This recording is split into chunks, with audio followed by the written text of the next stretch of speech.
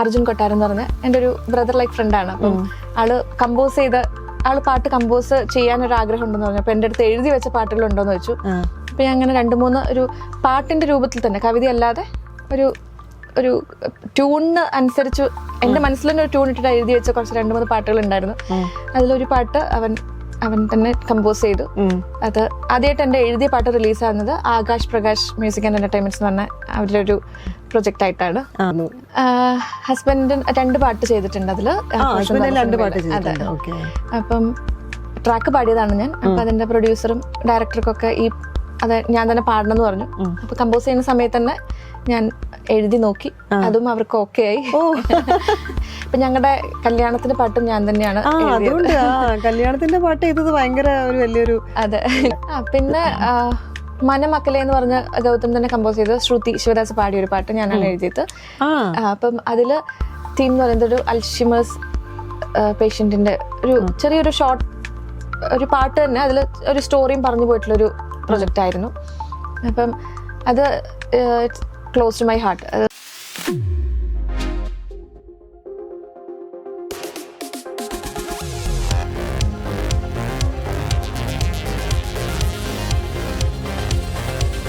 നമസ്കാരം. ഇന്ന് നമ്മുടെ കൂടെ ഉള്ളത് ഒരു യങ് ടാലന്റഡ് വോയിസ് ആണ്. She's A playback singer, lyricist, Carnatic vocal trainer. ഇതെല്ലാം കൂടി ബാലൻസ് ചെയ്ത് പോണ ഒരു ബ്യൂട്ടിഫുൾ ആർട്ടിസ്റ്റാണ് നമുക്കിന്ന് ഗസ്റ്റ് ആയിട്ട് എത്തിയിരിക്കുന്നത്. സോണി മോഹൻ. സ്വാഗതം ചെയ്യാം ടോക്ക് ഫ്രെയിംസിലേക്ക്. നമസ്കാരം. Hi, welcome to our show. Thank you. എന്തൊക്കെയുണ്ട് പുതിയ വിശേഷങ്ങൾ? പാട്ട് തന്നെ പുതിയ വിശേഷം, പാട്ടുകളായിട്ട് ഇങ്ങനെ മുന്നോട്ട് പോകുന്നു. ഇപ്പോ നിങ്ങളുടെയൊക്കെ പ്രൊഫൈൽ നോക്കുമ്പോൾ നമ്മൾ പെട്ടെന്ന് കാണാറ് ഈ റൈസിംഗ് വോയിസ് എന്നൊക്കെയാണല്ലോ. ഈ റൈസിംഗ് വോയിസ് ഇമോഷണലി എത്രമാത്രം കണക്റ്റഡ് ആണ്, പേഴ്സണലി ഇമോഷണലി? അതിന്റെ ഒരു പിന്നിലത്തെ ഒരു സ്ട്രഗിൾസും എഫേർട്സും ഒക്കെ, ആ ഒരു ജേണി എങ്ങനെയായിരുന്നു? പണ്ട് തൊട്ടേ പാടുമായിരുന്നു, കോമ്പറ്റീഷൻസിനൊക്കെ പങ്കെടുക്കുമായിരുന്നു. ഇതൊരു പ്രൊഫഷൻ ആക്കിയിട്ട് ഇപ്പൊ ഒരു 4 വർഷമായി. അപ്പൊ തൊട്ട് ഇതിനു വേണ്ടി വർക്ക് ചെയ്യുന്നു. അവസരങ്ങൾ വരുമ്പം യൂട്ടിലൈസ് ചെയ്യുന്നു, പാടുന്നു. ചെറുപ്പം മുതലേ പാട്ട് പഠിച്ചിട്ടുണ്ടല്ലേ? ഞാൻ 5ാം ക്ലാസ് തൊട്ടാണ് കർണാട്ടിക് മ്യൂസിക് പഠിക്കാൻ തുടങ്ങിയത്. ഇപ്പോഴും പഠിക്കുന്നുണ്ട്. വീട്ടില് വേറെ ആരെങ്കിലും ഒക്കെ പാടുമോ? എന്റെ ഡാഡി അത്യാവശ്യം പാടും. പിന്നെ എനിക്ക് 2 ചേച്ചിമാരും ഒരു അനിയത്തിയാണ്. എല്ലാരും അത്യാവശ്യം പാടും. 4 ഗേൾസ്. അപ്പൊ നല്ല രസമായിരിക്കുമല്ലോ വീട്ടില്. ചേച്ചിമാരൊക്കെ പാടും എല്ലാരും അത്യാവശ്യം. എത്രാമത്തെ? ഞാൻ 3ാമത്തെ ആളാണ്. അപ്പൊ പാമ്പറിങ് 4ാമത്തെ ആൾക്കാർക്കും പാമ്പറിങ് കൂടുതൽ. എല്ലാവർക്കും ഒരുപോലൊക്കെ തന്നെ അങ്ങ് പോകും. ഇപ്പൊ ചേച്ചിമാരൊക്കെ എവിടെയാ? നാട്ടിലുണ്ടോ അതോ? ഇല്ല, വലിയ ചേച്ചി മസ്കറ്റിലാണ്, 2ാമത്തെ ചേച്ചി കോഴിക്കോട്. 2പേരും മാരീഡാണ്, മക്കളും എല്ലാവരുമായിട്ട് ഫാമിലി ആയിട്ട്. പിന്നെ അനിയത്തി വീട്ടിലുണ്ട്. അനിയത്തി ടീച്ചറാണ്. അതെ. മ്യൂസിക് ടീച്ചർ അല്ല? അല്ല, ബയോളജി ടീച്ചർ. ഇതിപ്പം മറ്റേ എന്താ പറയാ, ഇപ്പൊ ഒരുപാട് കാര്യങ്ങളുണ്ടല്ലോ. പ്ലേബാക്ക് സിംഗർ ആണ്, ലിറിസിസ്റ്റ് ആണ്, എന്താ പറയുക, കർണാട്ടിക് ട്രെയിനറാണ്, വോക്കൽ ട്രെയിനറാണ്. ഏറ്റവും ഇഷ്ടമുള്ള ഒരു നോക്കുകയാണെങ്കിൽ ക്ലോസസ്റ്റ് ടു യുവർ ഹാർട്ട് എന്ന് പറഞ്ഞാൽ ഏതായിരിക്കും? എല്ലാമാണ്. പിന്നെ പാടാനാണ് കുറച്ചുകൂടെ കൂടുതൽ ഇഷ്ടം. എഴുതാനും ഞാൻ വായിക്കാറുണ്ട്. ഈ എഴുത്തിലോട്ട് എങ്ങനെ വന്നു? ചെറുപ്പം മുതലേ ബുക്സ് വായിക്കുവോ? ചെറുപ്പം തൊട്ട് ഒരുപാട് ബുക്സ്. ഇപ്പോഴാണ് കുറച്ചും കൂടി എനിക്ക് തോന്നുന്നു ഞാൻ കൂടുതൽ വായിക്കാൻ തുടങ്ങിയത്. ചെറുപ്പം തൊട്ട് അമ്മ വളരെയധികം ഇങ്ങനെ പ്രോത്സാഹിപ്പിക്കുമായിരുന്നു. അമ്മ ജോലിക്ക് പോകുന്നതിന് മുമ്പ് ഒരു പാട്ട് എഴുതാൻ പറഞ്ഞിട്ട് ഒരു സബ്ജക്റ്റ് ഒക്കെ തന്നിട്ട് പോകും. ഞങ്ങൾക്ക് 4 പേർക്കും. എല്ലാവരും അത്യാവശ്യം എഴുതുകയും ചെയ്യും. അപ്പം അതൊരു മോട്ടിവേഷൻ ആയിരുന്നു. എഴുത്ത് തുടങ്ങിയിട്ടുണ്ടായിരുന്നു. സ്കൂളിൽ കോമ്പറ്റീഷൻ, കഥാരചന, കവിതാരചന മത്സരത്തിനൊക്കെ കവിതയൊക്കെ എഴുതായിരുന്നല്ലേ? ഫസ്റ്റ് ഒക്കെ കിട്ടുമായിരുന്നു. അമ്മയാണ് ഇൻസ്പിറേഷൻ, ഗുരു എന്നൊക്കെ പറയുന്നത്. അമ്മയും നന്നായിട്ട് വായിക്കുമായിരുന്നു. അപ്പം അമ്മ എവിടെ വർക്ക് ചെയ്യുന്നത്? അമ്മ ഇപ്പൊ വർക്ക് ചെയ്യുന്നില്ല, ജോലി ചെയ്തിരുന്നു. ഇപ്പൊ ഞങ്ങൾക്കൊരു ആയുർവേദ ഷോപ്പാണ്. ഡാഡിയും അമ്മയും കൂടെ ഒരുമിച്ച് നടത്തുന്നു. അപ്പൊ ചെറുപ്പം മുതലേ ഇങ്ങനെ കവിതകള്, കുഞ്ഞു കുഞ്ഞു കവിതകള് ഇങ്ങനെ എഴുതി അത് പാടി? പാടാൻ വേണ്ടിട്ടല്ല, ഇപ്പം ഒരു ഓർമ്മയിൽ പറയുകയാണെങ്കിൽ ഒരു ദിവസം അമ്മ തന്നിട്ട് പോയ സബ്ജക്ട് കൈപ്പക്കയായിരുന്നു. അപ്പൊ ഒരു റാൻഡം സബ്ജക്ട്സ് ഒക്കെ ഇങ്ങനെ തരും. അപ്പം പലപ്പോഴും നമ്മളിങ്ങനെ മടിച്ചിരിക്കും. പക്ഷെ അത് എനിക്ക് തോന്നുന്നു അന്ന് മടിച്ചിരുന്നെങ്കിലും അന്ന് കുറച്ചെങ്കിലും ചെയ്തോണ്ടായിരിക്കും പിന്നെ പ്രത്യേകിച്ച് എനിക്കിപ്പം ഞാൻ ഈ ഒരു പ്രൊഫഷനിലേക്ക് വന്നോണ്ട് കുറച്ചുകൂടി എനിക്കത് എളുപ്പമായി. അതെ. പിന്നെ എന്റെ ഹസ്ബൻഡ് മ്യൂസിക് ഡയറക്ടറാണ്. അപ്പം അദ്ദേഹത്തിന്റെ പാട്ടുകളും എഴുതി കുറച്ചും കൂടെ സപ്പോർട്ട് കിട്ടും. ഇപ്പൊ ഈ കൈപ്പയ്ക്ക എന്ന് പറയുമ്പോ കൈപ്പയ്ക്കയെ കുറിച്ച് കവിതയാണോ എഴുതുന്നത്? അതെ. അത് 4-5 വരി ആ ജസ്റ്റ് നമുക്ക് മനസ്സിൽ എന്താണോ കയ്പയ്ക്കെ കുറിച്ച് തോന്നുന്നത് എന്ന് പറഞ്ഞു. കയ്പയ്ക്ക പെട്ടെന്ന് ഭയങ്കര കയ്പാണ്. അപ്പൊ ഭാവനകൾ ആ സമയത്ത് അമ്മ തന്നിരുന്നു. അത് നല്ലൊരു അതിപ്പോഴും അമ്മ പറയൂ കേട്ടോ. ഇപ്പോഴും ഈ ലിറിക്കൽ വർക്ക് വരുമ്പോ മാത്രല്ല, ഡെയിലി എന്തെങ്കിലുമൊക്കെ എഴുത്. അമ്മ എന്നും വിളിക്കുമ്പോ പറയുന്നതാ, മോനെ നീ എന്തെങ്കിലുമൊക്കെ എഴുതിയാണ് പിന്നെ വർക്ക് നമുക്ക് എഴുതാൻ വേണ്ടി വരുമ്പം കുറച്ചുകൂടെ അത് എളുപ്പമാവും. അന്ന് ഈ ചെറുപ്പത്തിൽ കവിത എഴുതാൻ നേരത്തെ ട്യൂൺ ഇടാൻ ശ്രമിക്കാറുണ്ടോ? ഉണ്ട്. അത് കവിത ട്യൂണിൽ തന്നെ ആയിരിക്കും. അങ്ങനെ ഒരു പാട്ടിന്റെ ട്യൂണായിട്ട് പിന്നീട് ഇപ്പം ഞാൻ, അതായത് നമുക്ക് പെട്ടെന്ന് ഇങ്ങനെ ഐഡിയാസ് വരുമ്പോൾ ഫോണിൽ റെക്കോർഡ് ചെയ്ത് വെക്കും. പാട്ടിന്റെ ട്യൂണൊക്കെ എന്തെങ്കിലുമൊക്കെ ഒരു വരികള് അപ്പൊ തന്നെ ഞാൻ ഒരു ട്യൂൺ ആലോചിക്കുമ്പോൾ തന്നെ എനിക്ക് വരികൾ വരും. അപ്പൊ തന്നെ ഞാൻ അത് റെക്കോർഡ് ചെയ്ത് വെക്കും. അങ്ങനെ ഒരു കുറെ കളക്ഷൻ ഉണ്ട് ഇപ്പൊ എന്റെ സ്വന്തം വാട്സപ്പില്. എപ്പോഴെങ്കിലും ഒക്കെ റിലീസ് ചെയ്യാമെന്ന് വിചാരിക്കുന്നു. കുറെ ഇങ്ങനെ എഴുതി കമ്പോസ് ചെയ്ത് വെച്ചിട്ടുണ്ട്? ഇല്ല, ജസ്റ്റ് വോയിസ് നോട്ടായിട്ട് മാത്രം. അതായത് അപ്പൊ മനസ്സിലേക്ക് വരുന്ന ഒരു ട്യൂണും അതിന് എനിക്ക് അപ്പൊ തോന്നുന്ന ഒരു റാൻഡം ലിറിക്സും വെച്ചിട്ട് അങ്ങനെ ഇതിനിടയിൽ എവിടെ റിയാലിറ്റി ഷോയിലേക്ക് ഏത് സമയത്തായിരുന്നു പങ്കെടുത്തത്? ഞാൻ ഗന്ധർവ സംഗീതം എന്ന് പറഞ്ഞ റിയാലിറ്റി ഷോയിൽ മാത്രമാണ് പാർട്ടിസിപ്പേറ്റ് ചെയ്തത്. അത് ചെറുപ്പത്തില് 7ാം ക്ലാസ്സിൽ പഠിക്കുമ്പോൾ. അത് കുറച്ച് അന്ന് എപ്പിസോഡ് വൈസ് ആയിരുന്നു, കുറച്ച് എപ്പിസോഡിൽ പോയി. പക്ഷെ അതും ഒരു എക്സ്പീരിയൻസ് ആണ്. ഉറപ്പായിട്ടും നല്ല എക്സ്പീരിയൻസ് ആയിരുന്നു. അതിലോട്ട് വരാൻ ഒരു എങ്ങനെയായിരുന്നു ഒരു ഇൻസ്പിറേഷൻ വന്നത്? അമ്മയ്ക്കും ഡാഡിക്കും ചെറുപ്പം തൊട്ട് ഇങ്ങനെ പാട്ട് പഠിപ്പിക്കാൻ തുടങ്ങിയപ്പോൾ തൊട്ട് തന്നെ അന്ന് ആ സമയത്തേക്ക് റിയാലിറ്റി ഷോസ് ഒക്കെ ഒരുപാട് വൈറലായിക്കൊണ്ടിരിക്കുന്ന സമയം. എന്റെ നാട് പരപ്പനങ്ങാടിയാണ്. അപ്പം നമ്മുടെ നാട്ടിലുള്ള പരിമിതിക്ക് അനുസരിച്ച് എന്നെ പാട്ട് പഠിപ്പിക്കാനും ഇങ്ങനെ എന്തെങ്കിലുമൊക്കെ പ്രോഗ്രാംസ് വരുമ്പോൾ എന്നെ കൊണ്ടുപോകാനും ഒക്കെ അവർക്ക് ഭയങ്കര താല്പര്യമായിരുന്നു. അന്ന് ഇതിന്റെ സീരിയസ്നെസ് ഒന്നും നമുക്ക് അറിയില്ലല്ലോ. പോയിട്ട് പാടി വരിക എന്നുള്ളതാണ്. അപ്പം അന്ന് ഞാൻ ഇത്ര സീരിയസ് ആയിട്ട് എടുത്തിട്ടുമില്ല പാട്ട്. അമ്മേൻ്റെ അടി നിർബന്ധിക്കുമ്പോൾ പ്രാക്ടീസ് ചെയ്യുന്നു, പാട്ട് പഠിക്കുന്നു, അങ്ങനെയൊക്കെ. അപ്പം ഇങ്ങനെ ഒരു TV-യിൽ കണ്ടിട്ട് അപ്ലൈ ചെയ്ത് സെലക്ഷൻ കിട്ടിയതാണ്. ഫസ്റ്റ് പാട്ടിൽ തന്നെ സെലക്ഷൻ കിട്ടി? നമുക്ക് ആദ്യം അയച്ചു കൊടുത്തിട്ടായിരുന്നു. നമ്മുടെ 2-3 ജോണറിലുള്ള പാട്ടുകൾ അയച്ചു കൊടുത്തിട്ടുള്ള സെലക്ഷൻ ആയിരുന്നു. അങ്ങനെ പിന്നെ ട്രിവാൻഡ്രത്തായിരുന്നു പിന്നെ ഷൂട്ടൊക്കെ. അത് കഴിഞ്ഞിട്ട് ഡിവോഷണൽ സോങ്സ്, ആൽബം സോങ്സ് ഒക്കെ ആ സമയത്ത് ചെയ്തിട്ടുണ്ടായിരുന്നു കോളേജ് ടൈമിലൊക്കെ? ഉണ്ടായിരുന്നു. എന്റെ നാട് മലപ്പുറം ആയതുകൊണ്ട് കുറെ മാപ്പിളപ്പാട്ട് ആൽബത്തിലൊക്കെ പാടിയിട്ടുണ്ട്. പിന്നെ ഭക്തിഗാനം, ഹിന്ദു ഡിവോഷണൽ പിഷാരിക്കാവിലെ ഉണർത്ത് പാട്ടൊക്കെ ആ സമയത്ത് ഞാനായിരുന്നു പാടിയിരുന്നത്. ആ സമയത്തും ഈ മാപ്പിള ഡിവോഷണൽ സോങ്സ് ഒക്കെ എഴുതാനുള്ളൊരു പ്രചോദനമൊക്കെ വന്നിട്ടുണ്ടല്ലോ? ആ സമയത്ത് ഞാനിങ്ങനെ പാട്ടിലേക്കൊന്നും വരികൾ എഴുതാനുള്ളൊരു ഇതൊന്നും വന്നിട്ടില്ല. ജസ്റ്റ് കുറെ പാട്ടുകളും വരികളൊക്കെ എഴുതി വെച്ചിരുന്നു. അപ്പൊ ഈ കോവിഡ് സമയത്ത്, കോവിഡ് കഴിഞ്ഞൊരു സമയത്ത് എൻ്റെ ഫ്രണ്ട് അർജുൻ കൊട്ടാരം എന്ന് പറഞ്ഞ എൻ്റെ ഒരു ബ്രദർ ലൈക്ക് ഫ്രണ്ടാണ്. അപ്പം ആള് പാട്ട് കമ്പോസ് ചെയ്യാനൊരു ആഗ്രഹം ഉണ്ടെന്ന് പറഞ്ഞു. അപ്പൊ എൻ്റെ അടുത്ത് എഴുതി വെച്ച പാട്ടുകൾ ഉണ്ടോന്ന് വെച്ചു. അപ്പൊ ഞാൻ അങ്ങനെ 2-3 ഒരു പാട്ടിന്റെ രൂപത്തിൽ തന്നെ, കവിതയല്ലാതെ ഒരു ട്യൂണിന് അനുസരിച്ച് എന്റെ മനസ്സിൽ തന്നെ ഒരു ട്യൂൺ ഇട്ടിട്ട് എഴുതി വെച്ച കുറച്ച് 2-3 പാട്ടുകൾ ഉണ്ടായിരുന്നു. അതിലൊരു പാട്ട് അവൻ തന്നെ കമ്പോസ് ചെയ്തു. അത് ആദ്യമായിട്ട് എൻ്റെ എഴുതിയ പാട്ട് റിലീസാകുന്നത് Akash Prakash music and entertainments എന്ന് പറഞ്ഞ അവരുടെ ഒരു പ്രൊജക്ട് ആയിട്ടാണ്. ഡിവോഷണൽ അല്ല, അതൊരു ലവ് സോങ് ആയിരുന്നു. മൂവി സോങ് ആയിരുന്നത് അല്ല, ആൽബം. ജസ്റ്റ് ഒരു ആൽബം സോങ്. അതെ. ഓക്കെ.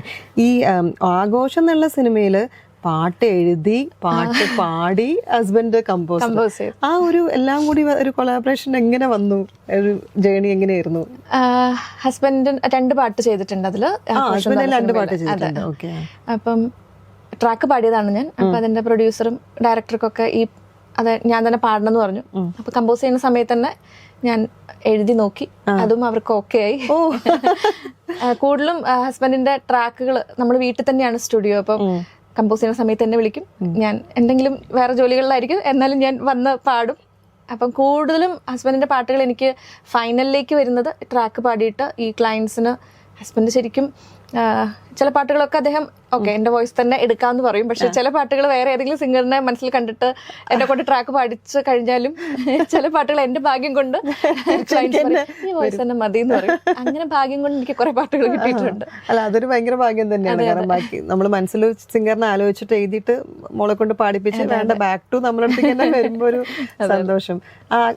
ആഘോഷത്തിലെ പാട്ട് എഴുതാൻ നേരത്ത് അത് സ്വന്തമായിട്ട് എഴുതല്ലേ? അത് ഇങ്ങനെ കഥ സ്റ്റോറി വന്ന് പറഞ്ഞിരുന്നോ? സിനിമയുടെ കഥ ചെറിയൊരു ഐഡിയ തന്നിരുന്നു. പിന്നെ ഒരു ലവ് സോങ്. അപ്പൊ എനിക്ക് കുറച്ചും കൂടെ ഇപ്പൊ ഞങ്ങളുടെ കല്യാണത്തിന്റെ പാട്ടും ഞാൻ തന്നെയാണ്.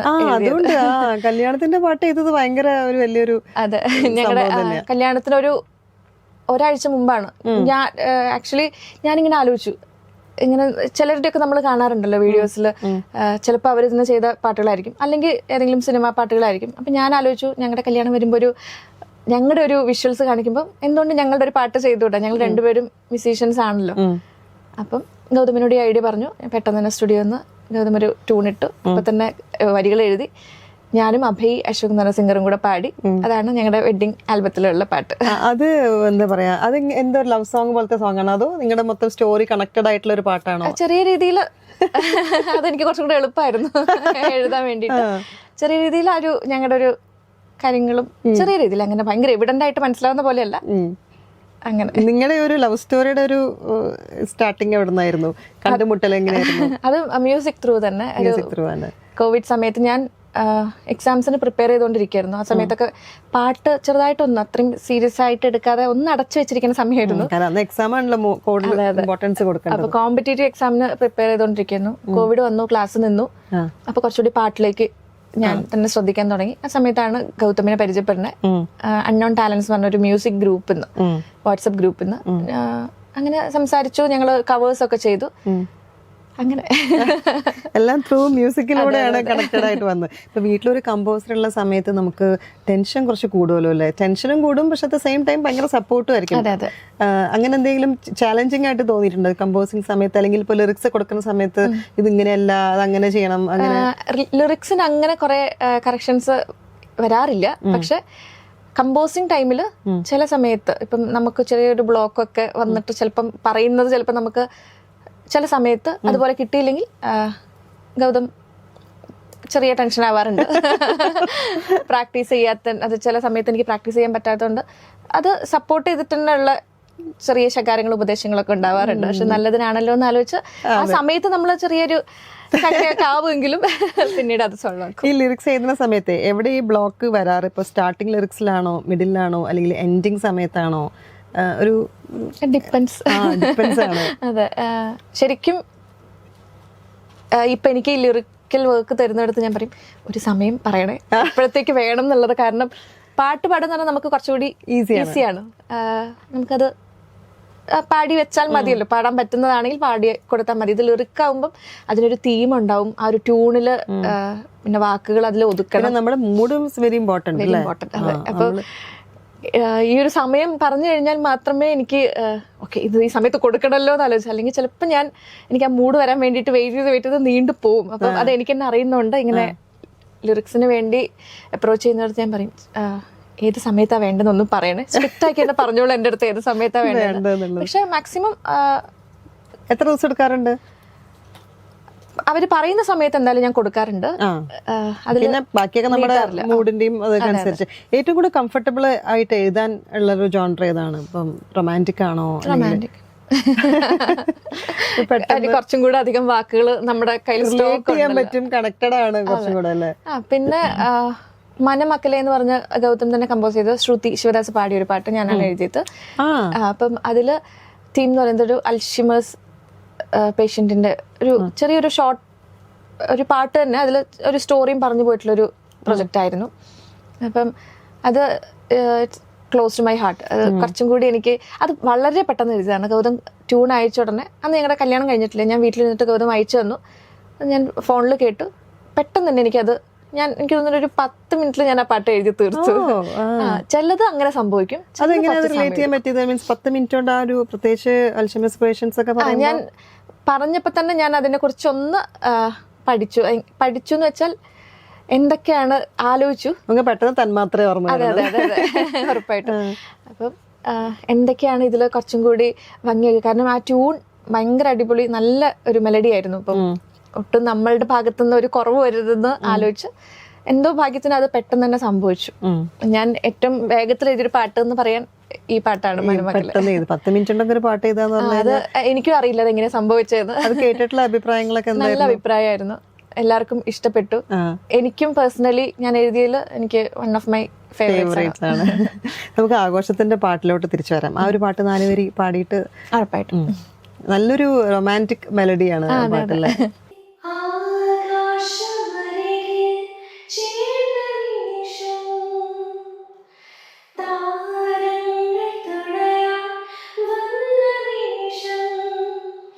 നീ